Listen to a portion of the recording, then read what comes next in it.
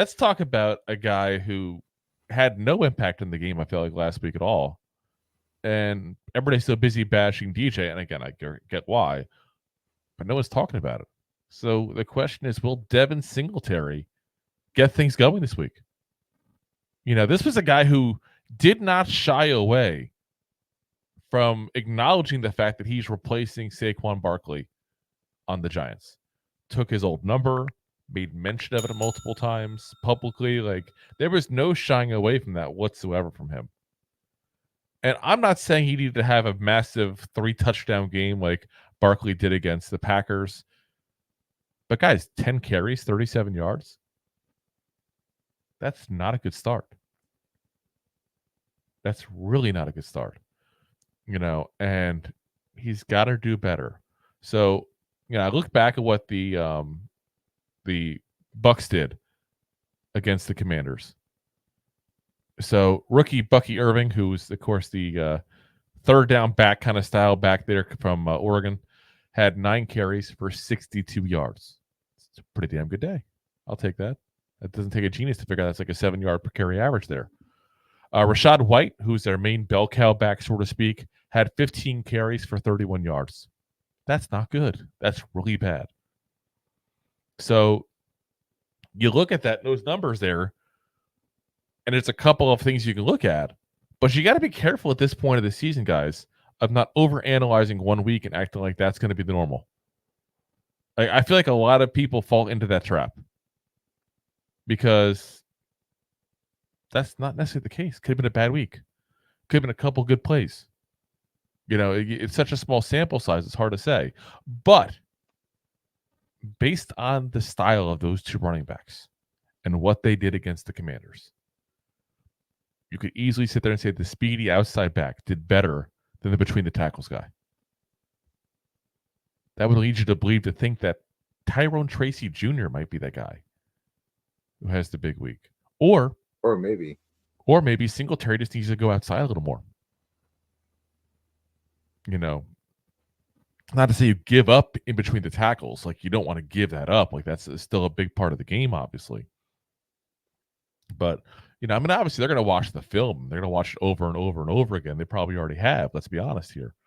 Probably watched that Commanders Bucs game like 5 times on Sunday night alone. But that's what it shows. So, we got to get Singletary going, though. Like, he's a good back. He's not Barkley. I'm not trying to say he is a actually legit replacement for Barkley. Barkley's a better back. I know some of us are going to hate to hear that, but he is. It's a downgrade at the position.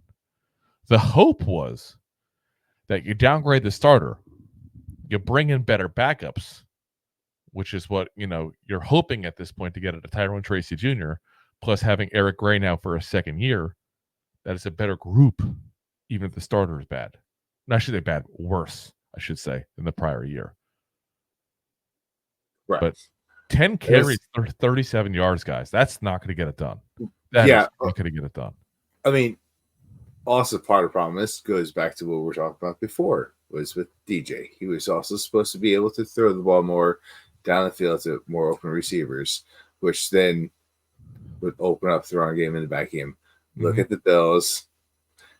Look at where Shane, look where Dable came from, and look what they did with the talent over there, which became a playoff team. We're expecting better throwing down the field, a core running back, and if you can't throw the ball, how are you going to be able to run the ball? Yeah. That's the mindset. Yeah. Even with a committee. Yeah, I mean, that's one of the interesting parts because you look at, what happened last week for both teams. And the Commanders gave up a decent amount of yards. We didn't get enough yards. But it's like, you're talking about it like the pass setting up the run. And I feel like that's not the way it's supposed to be, though. Like, it's supposed to be the run sets up the pass, especially when you have a weak quarterback, which we do. Let's be honest. But yes, that you're right. If you have a weak quarterback, that's what's supposed to happen. If you got a strong quarterback, it goes the other way. Well, guess what Buffalo had? Josh Allen. Yeah, that's a strong quarterback. Which is arguably the best quarterback right now in the league. this year. To some people, even top 5 should be top 2. I don't know where I put him exactly. I actually think about that part. But he's definitely top 5 at least. But yeah, I don't know. I just feel like we got to get a running game going, and part of it is honestly, I feel like we kind of abandoned it to a certain degree.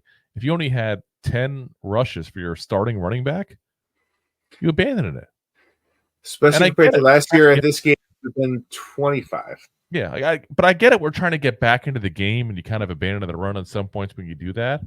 But again, you can't do that when you got DJ. And sometimes when you abandon the run, you go back to it all of a sudden, and it's much more effective because they're expecting pass. Correct. We're not going to win, guys. Well, 42 pass attempts by Daniel Jones, guys. No, he was at his strongest with half that. 25 max. 26. I would even 26 rushes. I would say 30 rushes. Even I'm fine with. I'm just saying I don't think giving Daniel Jones 42 attempts to throw the ball, unless something dramatically happens different than last week, which hell, I'll be happy to see. I don't think that's a recipe for success. I think that's a recipe for disaster. You're probably right. If you like that clip, then you will love the full episodes too. Find us on your favorite podcast app and look for us on all your favorite social media platforms. Thanks so much. Please, I'm begging you. Please subscribe.